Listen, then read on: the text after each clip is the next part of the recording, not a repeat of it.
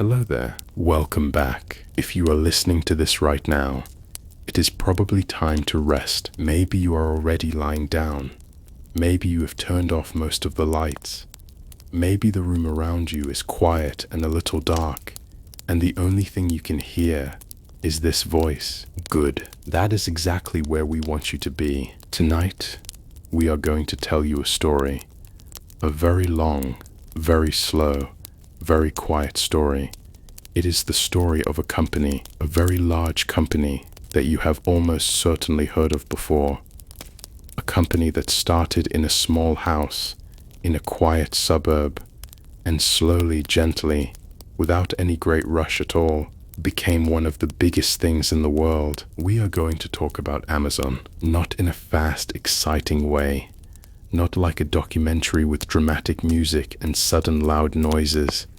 We are going to talk about it the way you would tell a story to someone who is already half asleep, slowly, gently, with lots of details, lots of small, quiet, ordinary details that will help your mind settle down and drift. There is nothing you need to remember tonight. There is nothing you need to understand perfectly. You can simply listen and let the words wash over you like warm water. Let the story carry you wherever it takes you. And when you fall asleep, that is completely fine. That is the whole point. So take a slow breath in and breathe out slowly, and let us begin. Imagine, if you will, a very ordinary house. It is 1994. The year is 1994, which means it is not so very long ago, and yet it also feels like a different world entirely. There are no smartphones. There is no streaming. If you want to watch a movie, you go to a video store and walk slowly through the aisles, running your fingers along the spines of the plastic cases, looking for something that feels right. The internet exists, but it is very young. It is slow and quiet, and most people are not sure what to do with it yet. And in a house in Bellevue, Washington, a suburb just east of Seattle, a quiet, pleasant suburb with neat yards and tall trees and the kind of air that smells a little like rain most of the time, a man named Jeff is setting up a desk. The desk is a door, a literal door, a flat wooden door that he has laid across two sawhorses to make a work surface. It is not elegant, it is not fancy, but it is large and flat, and it will hold a computer, and that is all he needs right now. Jeff is 30 years old. He has a wife named Mackenzie. He has recently left a very comfortable job at a financial firm in New York.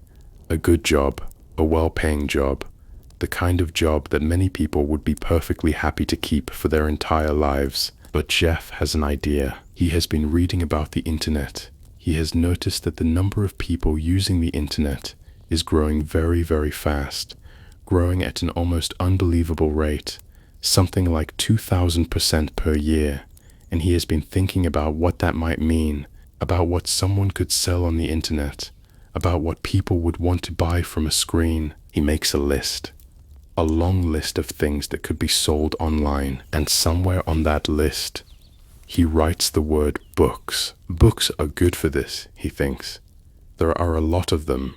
More books exist than almost any other product.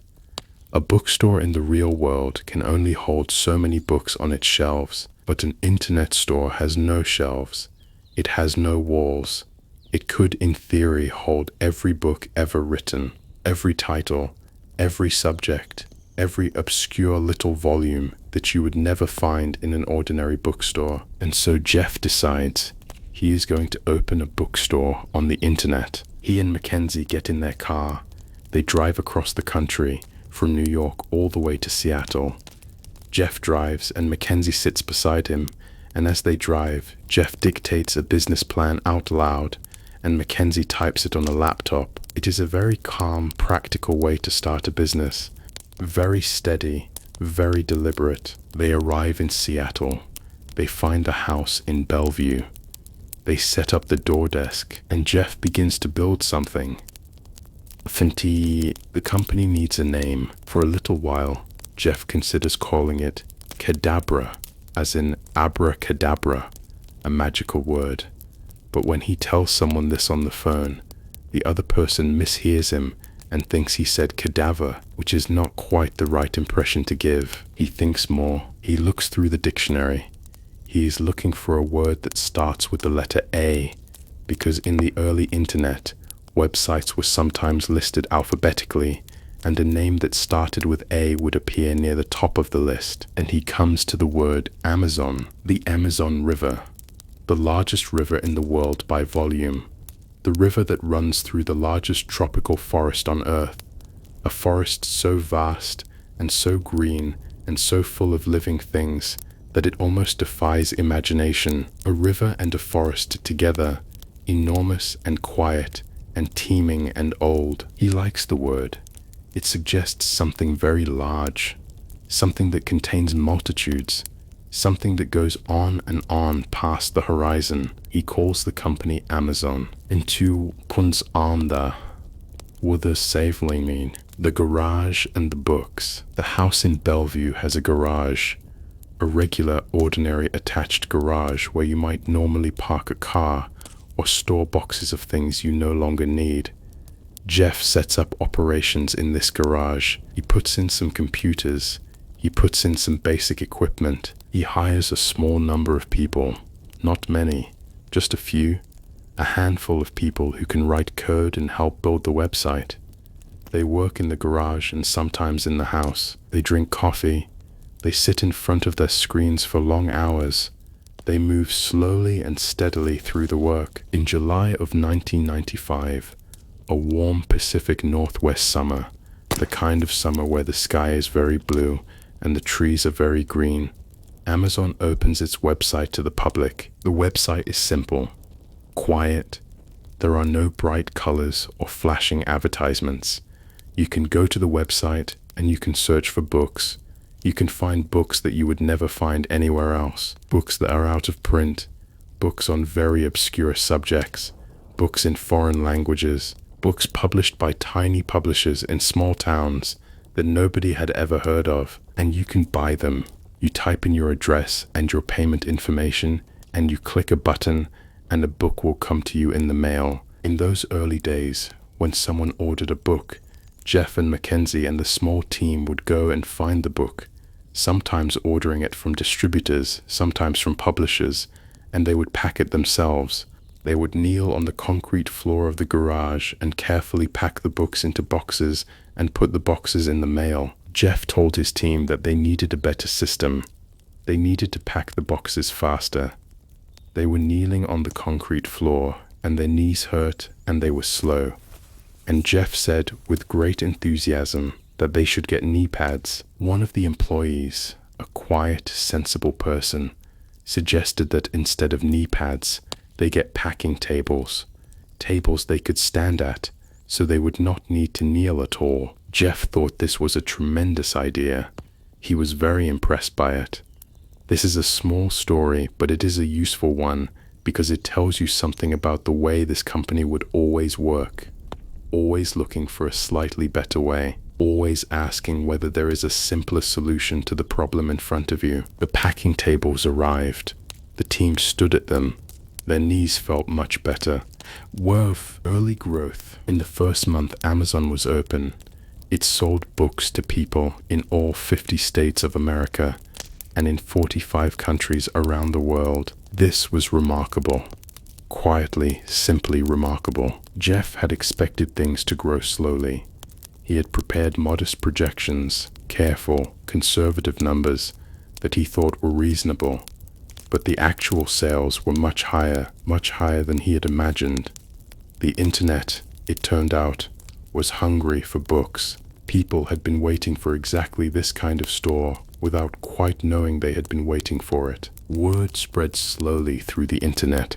People told other people. The numbers grew. In that first year, Amazon made about $500,000 in sales. And then the year after that, the sales grew. And then they grew again, each year a little more, each quarter a little more, slow and steady like a river that is always moving even when you are not watching it. Jeff hired more people. The team outgrew the garage.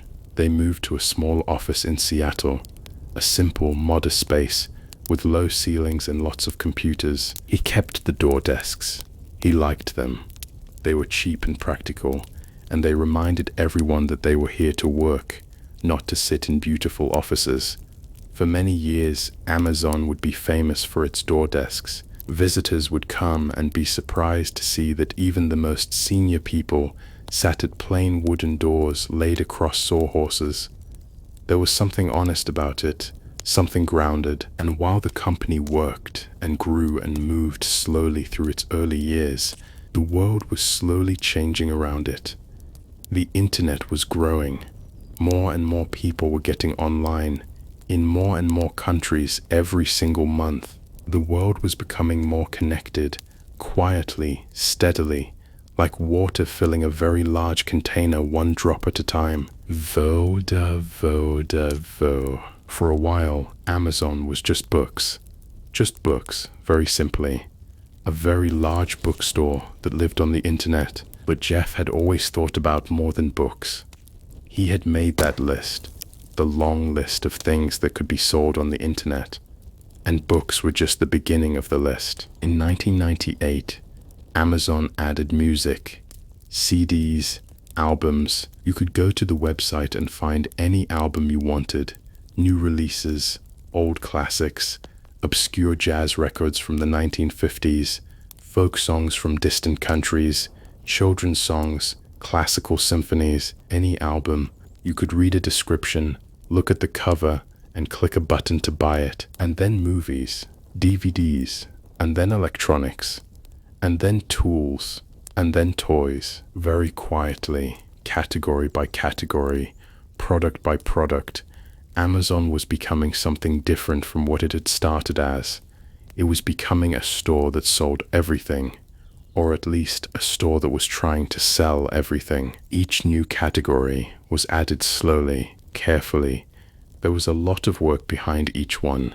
Negotiations with distributors, new warehouse systems, new ways of organizing inventory, new teams of people who understood the new category. It was not glamorous work. It was methodical and quiet, and it took a very long time, but it kept growing. Imagine a very large, very slow river, the Amazon River perhaps, the one the company is named after, wide and dark and moving through the forest at a pace that seems almost like stillness.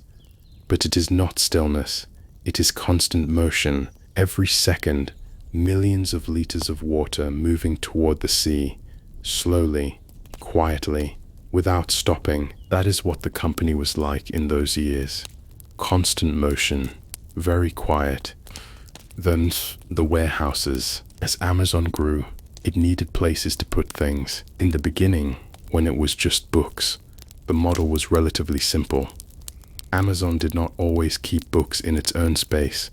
It would sometimes order a book from a distributor after a customer had already bought it, and then forward the book to the customer.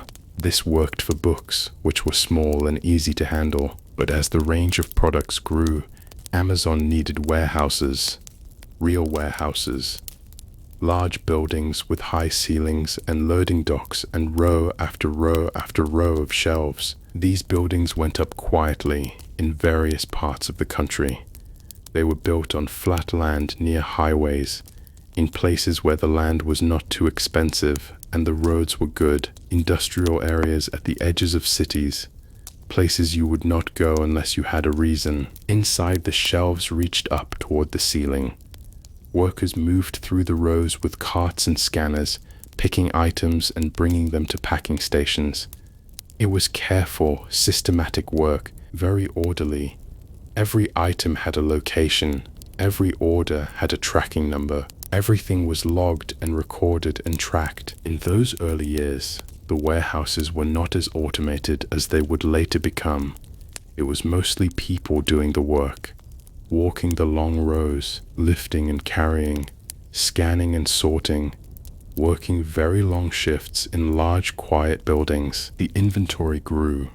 The number of items available on the website grew, the number of warehouses grew, and in the middle of all of this, very quietly, something important happened, becoming a place for other people to sell. In the year 2000, Amazon made a decision that would change the company in ways that nobody could fully predict at the time. They decided to let other people sell things on Amazon. This was called third-party selling, or the marketplace.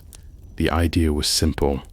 If you had something to sell, whether you were a large company or a small individual seller with a box of old things in your spare room, you could list it on Amazon. Customers could find your items right alongside Amazon's own inventory. Amazon would take a small percentage of each sale. This was a significant thing because it meant that Amazon was no longer just a store. It was also a platform, a place where other people could do business. Many people inside the company were not sure about this. They worried that allowing other sellers would create competition for Amazon's own products. They worried about quality control. They worried about what it would mean for the customer experience. But Jeff insisted. He believed that if Amazon was going to be a place where customers could find anything, then it needed to include things that Amazon itself was not selling. The more things on the platform, the more likely a customer was to find what they were looking for. And finding what you were looking for easily, reliably, was the most important thing. And over time, slowly, the marketplace grew. More sellers joined, more products appeared. The range of things available on Amazon expanded further and further into more and more categories, into more and more obscure corners of commerce. A person making handmade candles in a small town, a used bookstore clearing out its backroom stock, a company in another country selling electronics. All of them could now reach customers through Amazon. This was all happening very quietly. People were shopping. Packages were being mailed, orders were being fulfilled, slowly and steadily and without great fanfare. Though we ibri and no, vom nui en vom vordi ken vomio no. Amazon Prime. In 2005, Amazon introduced something called Amazon Prime. The idea was straightforward. You would pay a flat fee, a yearly fee, and in return you would get free 2-day shipping on everything you ordered. 2 days. Not a week. Not several days. 2 days. At the time, this was considered unusual. Most online shopping came with shipping costs and shipping times that were somewhat unpredictable. You ordered something and it might arrive in 5 days or 7 days or sometimes longer, and you usually paid for the shipping. Amazon Prime changed the equation. You paid once at the start of the year, and then every order came in 2 days for free. This had a quiet but powerful effect on how people thought about shopping. If you had already paid for Prime, then the shipping cost for any individual order was, in your mind, already covered. It had already been paid, so there was less reason to hesitate. You needed something? Order it. It will come in 2 days. No extra cost. People started ordering more things from Amazon, more often, more casually. Things they might have previously gone to a store to buy, they now ordered online because it was just as fast and it came right to their door. Slowly, gradually, almost without noticing, many people's relationship with shopping began to change, and Prime itself grew. It expanded. New benefits were added. Access to streaming video, access to streaming music, access to books, access to various other services. The annual fee went up incrementally over the years, but by the time it went up, many people had already built their lives around Prime in a quiet, comfortable way, and the fee seemed reasonable for everything it included.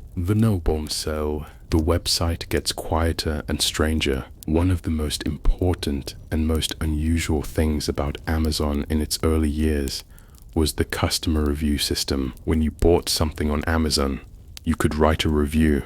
You could say what you thought about the product. You could give it a star rating from 1 to 5, and that review would sit on the product page, visible to anyone who came to the website. and looked at that product. This was not a common thing in 1995 or 1996. Most stores did not let customers publicly say what they thought about the products. Some publishers and manufacturers were upset when negative reviews of their products appeared on Amazon. Jeff did not remove the negative reviews, he kept them.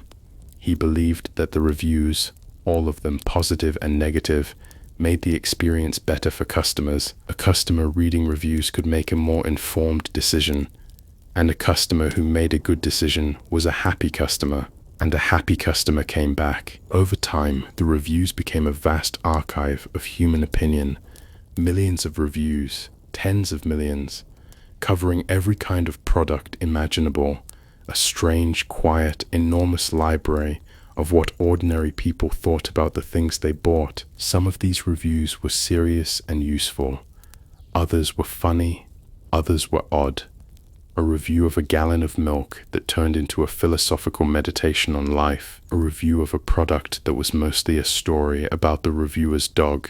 The review section became its own quiet ecosystem, with its own rhythms and customs and occasional moments of unexpected poetry. And while all of this was happening, the reviews accumulating, the products multiplying, the warehouses growing, the Prime membership expanding, something else was being built, something that most customers never saw directly, something that would eventually become, in many ways, the most important part of the company. forbbiden. Imagine a room full of computers, not a small room, a very large room, a room the size of a warehouse, filled with row after row of servers, large rectangular machines, stacked on shelves, blinking with small lights, humming quietly in the temperature-controlled air. Amazon had rooms like this, many of them. In order to run its website and its warehouses and its customer service systems, Amazon needed enormous amounts of computing power. It needed servers, lots and lots of servers. And in building and managing all of those servers for its own use, Amazon had gotten very good at it, very efficient. It had learned how to run enormous computing systems reliably and at scale. This was not easy knowledge to come by. It had taken years of quiet work by thousands of engineers, and someone at some point had a thought. What if other companies could use this infrastructure too? What if Amazon built the servers and managed the systems and handled all of the technical complexity, and then rented access to that computing power to other businesses? A small startup that needed to run a website but could not afford to buy its own servers. A company that needed to store and process large amounts of data. A developer building an application who needed somewhere to run their code. Amazon could provide all of that from its existing infrastructure without building anything entirely new. This became Amazon Web Services. AMAN Web Services. It launched quietly in 2006. There was not a great announcement, not a large event. It simply became available, and developers and companies, slowly at first and then faster and faster, began to use it. The idea was simple: computing as a service. You did not need to buy servers. You did not need to maintain data centers. You could simply rent computing power from Amazon, use exactly as much as you needed, and pay for what you used. This is called cloud computing. You have probably heard this phrase many times by now. Cloud computing. The cloud.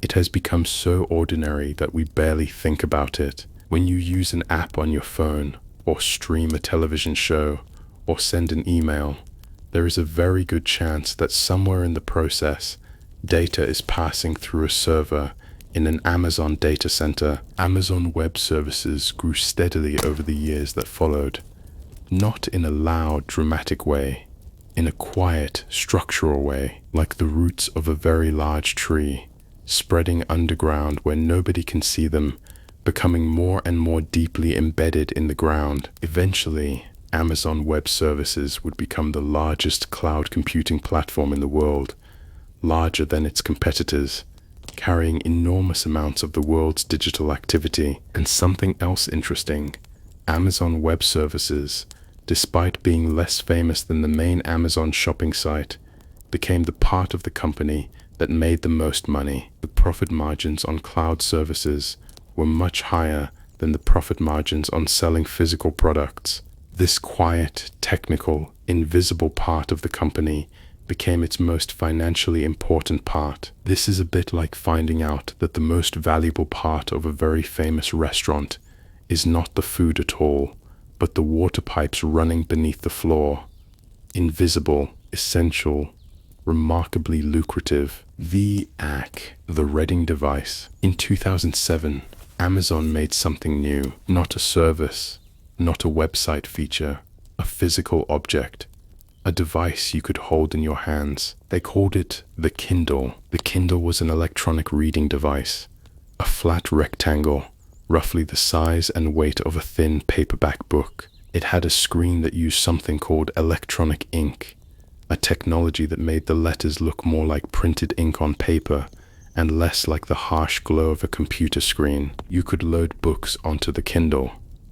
Many books, hundreds of books, all stored in this one thin device, and you could buy new books wirelessly, directly from Amazon, through a mobile connection, in less than a minute. No computer required, no bookstore required, no going anywhere. The device arrived quietly on a November morning in 2007. It sold out in 6 hours. This was surprising even to Amazon. People wanted this thing.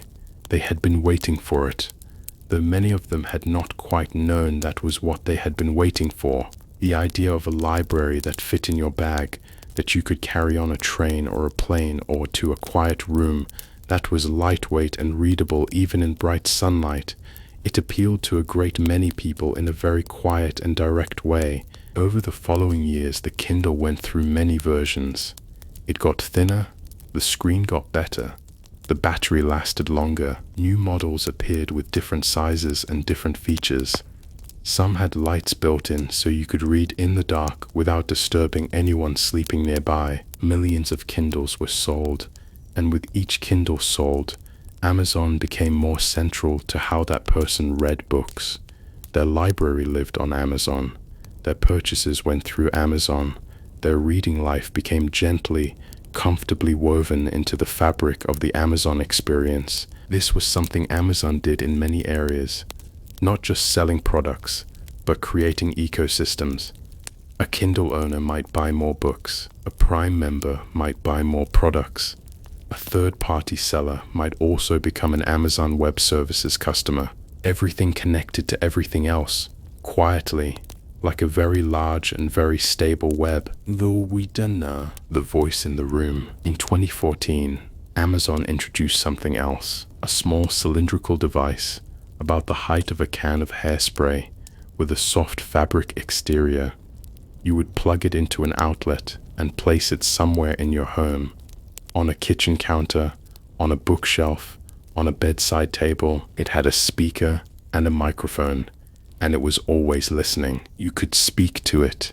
You would say a wake word, a word that told the device you were addressing it, and then ask it something. Ask about the weather. Ask it to play music. Ask it to set a timer. Ask it a question. Ask it to add something to your shopping list. The device's name was Alexa, Amazon's voice assistant, living in a small cylinder in your home. This was new in a quiet but significant way. Not a screen you looked at, not a keyboard you typed on, just a voice. A conversation with a device that responded in a soft, calm, clear voice that never seemed hurried or impatient. Alexa could not do everything. There were many questions she could not answer, many tasks she could not perform, but she was useful. She was pleasant. She sat quietly in the room and waited to be helpful. Tens of millions of these devices were sold, homes filled with them. People began incorporating them into the rhythms of daily life in small and quiet ways, asking Alexa to turn off the lights, asking Alexa what time a movie started, asking Alexa to play soft music in the evenings. The home had become in a gentle and almost imperceptible way, a little more connected to Amazon. Via neighbors au-dessus petit les sem dehors. Let the pace drop a little further. We're past the halfway point now. Grocery stores and Whole Foods. For most of its history, Amazon existed in the digital world. You could not walk into an Amazon store. There was no building with an Amazon sign where you could browse and touch and smell. But in 2017, this changed. Amazon announced that it was acquiring a company called Whole Foods Market. Whole Foods was a grocery chain, a chain of physical stores, real buildings with real shelves and real produce and real checkout lines, stores that smelled of fresh bread and ripe fruit, stores where employees in aprons could help you find the organic quinoa or the artisan cheese you were looking for. The price was $13.7 billion. It was a large number, a very large number. Said quietly, it is $13 billion and $700 million. That is a lot of zeros. And with this transaction, Amazon stepped back into the physical world, back into brick and mortar and refrigerated displays and shopping carts. There were many reasons for this. Grocery shopping was something that many people still did in person. It was a daily or weekly habit. It was tactile. People wanted to squeeze the avocados and smell the peaches and choose their own cuts of meat. Online grocery shopping existed, but it had never fully replaced the experience of walking through a store. By acquiring Whole Foods, Amazon could offer grocery delivery from real stores. It could give Prime members discounts on in-store purchases. It could place Amazon devices and lockers in Whole Foods locations. It could learn about how people bought food, a very different kind of purchasing behavior from buying books or electronics. The acquisition happened. The stores kept operating. They still had the same name on the door, the same employees, the same aprons. But behind the scenes, quietly, they were now part of something much larger. Varnis Mai, Amazon Go. Around the same time, Amazon was testing something in Seattle, a small store, a grocery-type store, selling sandwiches and snacks and beverages and a modest range of everyday items. An ordinary-looking store, except for one thing. There were no cashiers. You walked in by scanning your phone at a turnstile. Cameras and sensors tracked what you picked up. If you put something in your bag, the system noted it. If you put something back on the shelf, the system noted that too. When you walked out of the store, you were automatically charged for what you had taken. No lines, no waiting, no transaction at a register. Just walking in, picking up what you needed, and walking out. This was called Amazon Go. It was a quiet and somewhat strange experience, at least at first. People felt an instinct to stop at the exit, to wait for someone to confirm they had paid. But there was no confirmation. The store already knew. The sensors had already seen everything. The charge was already on its way to your account. Amazon Go stores opened in several cities. They were small and efficient and clean. The experience was calm and uncomplicated. Once you got used to the absence of a checkout process, it was another piece of Amazon's quiet project, making the process of getting things simpler, removing friction, making the path from wanting something to having it as smooth and frictionless as possible. Where's through the logistics network? For many years, Amazon had relied on other companies to deliver its packages. The Postal Service, large courier companies with their own fleets of trucks and planes. But over time, Amazon began building its own delivery network. First, delivery vans, trucks with the Amazon logo, driven by people who worked for small delivery companies that Amazon had helped create. Then more vans, then more delivery companies, a distributed network of drivers and vehicles spread across cities and suburbs, making last-mile deliveries, the final leg of a package's journey from warehouse to doorstep. Then planes, Amazon Air, a fleet of cargo aircraft bearing the Amazon Prime Air logo, moving packages between cities and fulfillment centers, quietly crisscrossing the country through the night, and experiments with other methods. Drones, small flying vehicles that could carry lightweight packages directly to a customer's backyard. This was still largely experimental. The logistics of drone delivery in populated areas were complex and slow to work out, but the testing continued quietly year after year. And then there were the fulfillment centers themselves. These had grown enormously, from the early warehouses to enormous sophisticated buildings full of technology. Robots moved through the floors, carrying shelves of inventory to the workers who would pick items from them. Conveyor belts carried items through sorting systems. Automated machines folded and sealed cardboard boxes. The people still worked there, many thousands of them, in buildings spread across the country and around the world. Their work was different from what it had been in the early days, more structured, more measured. The pace was tracked, the movements were optimized. The system processed an enormous number of orders every day, every hour, items moving from shelves to boxes to trucks to doorsteps, flowing through this enormous, complex, mostly invisible network. And somewhere far from all of this, in a quiet room, in a quiet house, a person clicked a button and a box would arrive on their doorstep in 2 days. Vi in Fi. We are in the final, deepest segment now. The pace slows even further. This is the part of the story where we let everything settle. Though the stories Amazon tells, in 2013, Amazon started making something new, not a device, not a service, stories. Amazon Studios began producing original television shows and films, shows that you could watch on a streaming service called Amazon Prime Video, which came, of course, with your Prime membership. These were not small, cheap productions. Amazon invested real money. It hired real directors and writers and actors.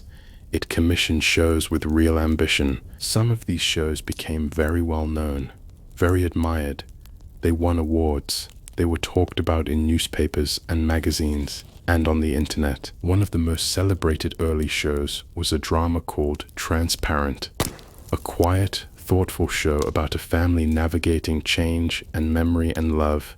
It won several awards. It was evidence that Amazon could make things that mattered artistically, not just commercially. Then came shows of different kinds: comedies, thrillers, science fiction, historical dramas, children's programming, something for everyone, added slowly and steadily over the years. And then, in 2022, Amazon released something very large, an adaptation of a beloved fantasy series, a show called The Rings of Power, based on the writings of J.R.R. Tolkien, set in a world of ancient elves and dwarves and vast landscapes. The production was enormous, the most expensive television series ever made, at least at the time.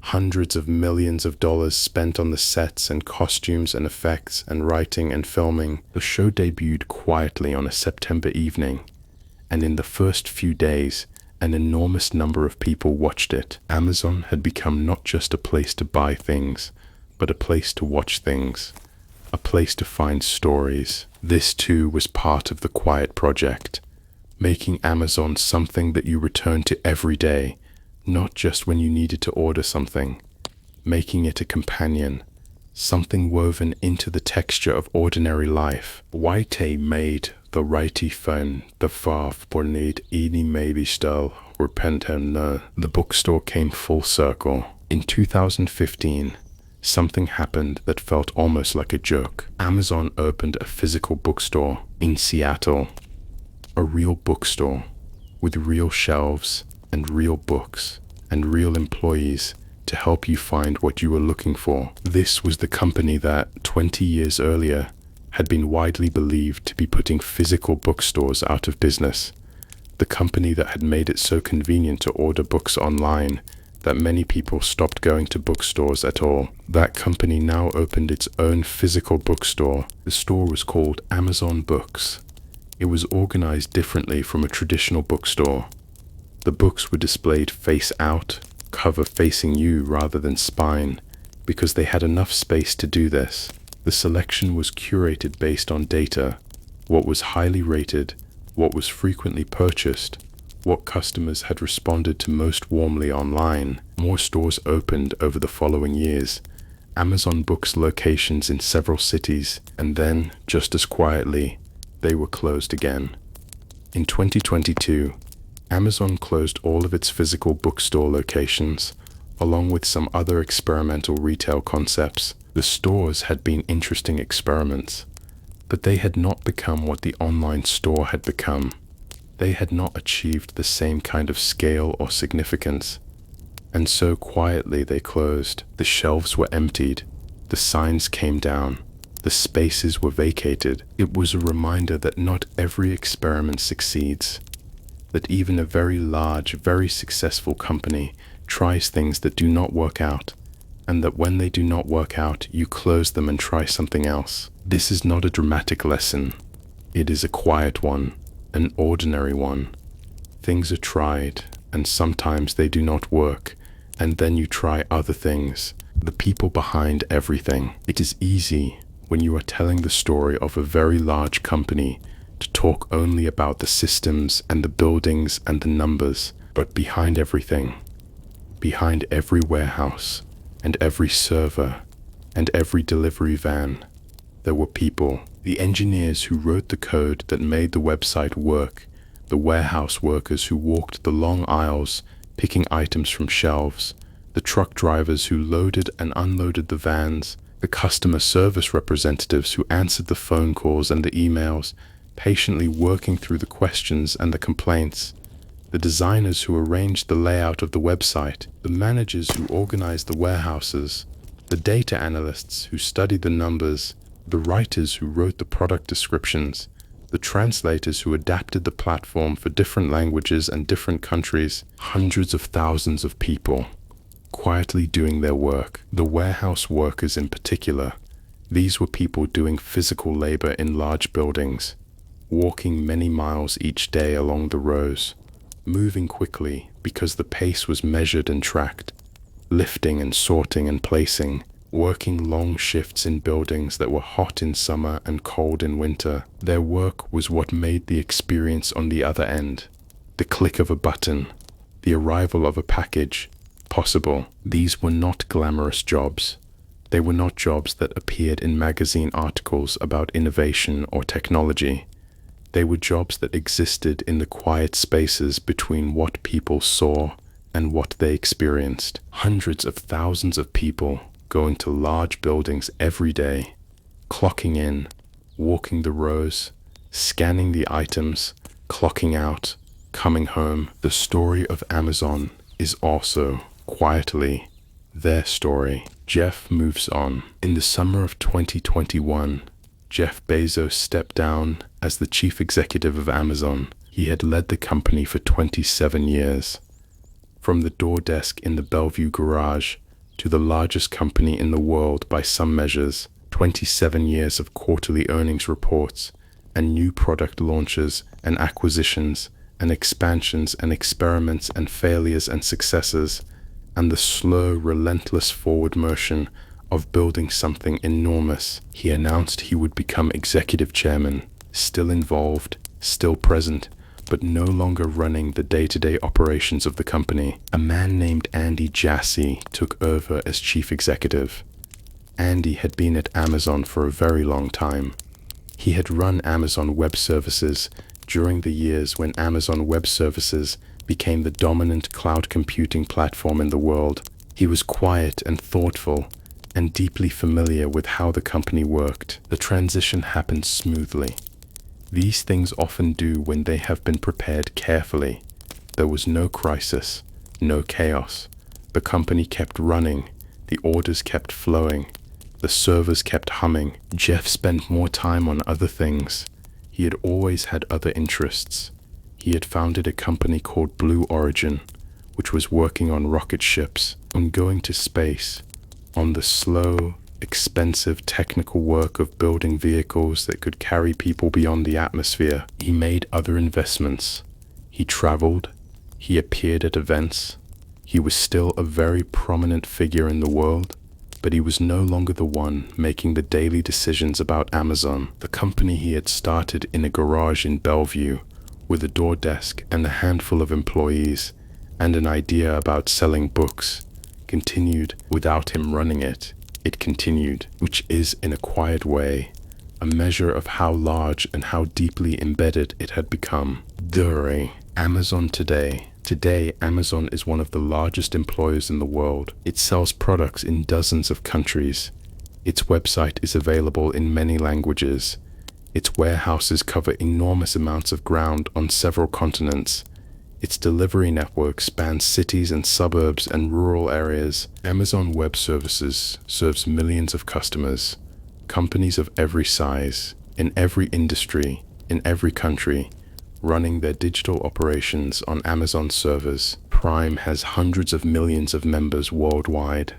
They watch television and listen to music and order household supplies and read books and play games and use a dozen other services, all through their membership. Alexa devices sit in many millions of homes, quietly waiting to be helpful. Amazon packages arrive at doorsteps every day in enormous numbers.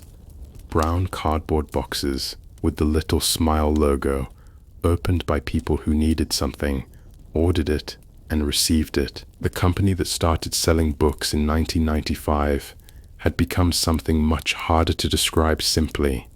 A retailer, a technology company, a logistics company, a media company, an artificial intelligence company, a healthcare company, a grocery company. All of these things happening simultaneously, quietly, in the background of daily life.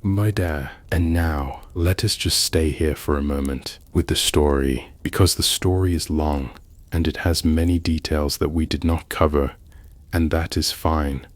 We told the parts that felt important, the quiet parts, the slow parts, the parts that show how something very large was built very slowly by a great many ordinary people doing ordinary work over a very long time. Think about a fulfillment center at night. The building is enormous. It stands on a flat plain, surrounded by parking lots and access roads. The sky above it is dark, and if you are far enough from the city lights, you might be able to see stars, but the building itself is lit. Through the high windows, you can see the glow. Inside, the work continues. It does not stop because it is night. The conveyor belts are still moving. The robots are still carrying their shelves from one part of the floor to another. The workers on the overnight shift are still walking the rows, still scanning items, still placing packages into bins. In the sorting area, packages move along a long belt. Each one passes through a scanner that reads the label, and then a small mechanism diverts it to the correct chute. This one to a truck going north, this one going south, this one going to a neighborhood across town. A package containing a children's book, a package containing a small kitchen appliance, a package containing a bottle of vitamins, a package containing a replacement part for something mechanical, a package containing a birthday gift, all moving along their separate paths through the dim, humming building. Outside, in the loading bay, a truck backs slowly up to a dock. Its rear doors open. Workers load packages, carefully, steadily filling the space. When it is full, the doors close. The truck pulls away. Its tail lights disappear down the access road. Another truck takes its place. And all across the country, all across many countries, this is happening. Packages moving, trucks loading and unloading, aircraft carrying cargo through the dark sky, delivery vans starting their routes in the early morning, before most people are awake, the driver checking the list, beginning the first of many stops, and somewhere, a person is asleep. They ordered something yesterday, or maybe a few days ago. They have not thought about it much since, but it is coming.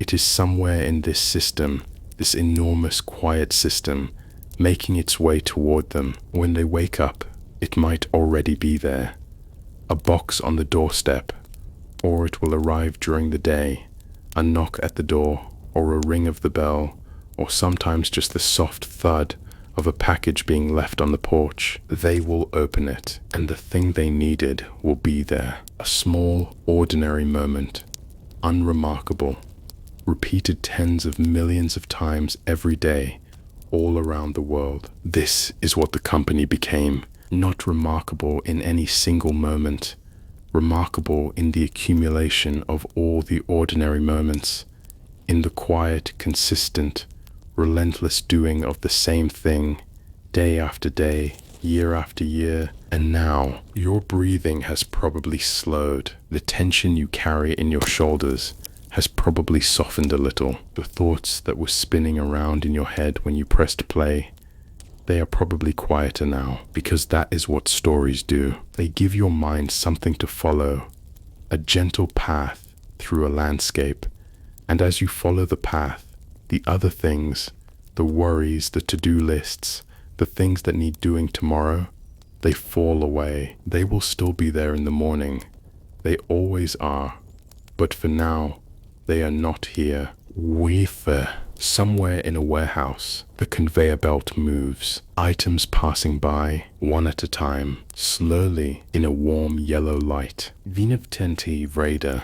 A box is sealed, the tape pulled across the cardboard, smooth and even, the box placed on the belt. The belt carries it away. Gunolf's outside the loading dock is quiet. A truck has just left. The dock is empty for a moment. The night air comes in, cool and still. In a server room somewhere, the machines hum, a low, constant hum, like the sound of something very large, breathing very slowly. Yukobsotu wawans, Jodebok, Wathahunum for the bun. The lights on the servers blink, green, and then green again, and then green again. Steady, reliable. Thus is to be the E44. In a delivery van parked on a quiet street, the driver has finished their route. They sit for a moment, the engine off. The street outside is very still. VCF by numerous sightings. In a small apartment somewhere, a Kindle rests on a nightstand. The screen is dark. The book that was being read left open at a certain page. The reader asleep now,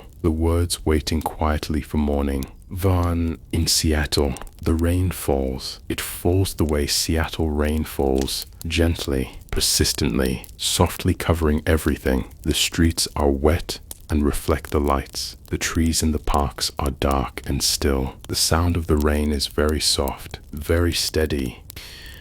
In a warehouse in Kentucky, a night worker walks a long aisle. Their footsteps are quiet on the concrete floor. They scan an item, they place it in a bin, they walk on. The aisle stretches ahead of them, long and lit and orderly, all the way to the far wall. Somewhere over the Midwest, a cargo plane carries packages through the dark. Below it, towns and highways and rivers and fields, all dark and quiet. The lights of a small city, the straight dark line of a river. A plane moves through the air, steady and slow from far below, though up close it moves very fast. Everything looks slow from a great distance. Everything looks still. In a house in Bellevue, Washington, a door desk sits in a garage. It is a memory now. The company moved away long ago, but the idea of it remains. The idea that you can start something very small in a very ordinary place, and if you are patient, and if you keep going, slowly, steadily, without hurrying,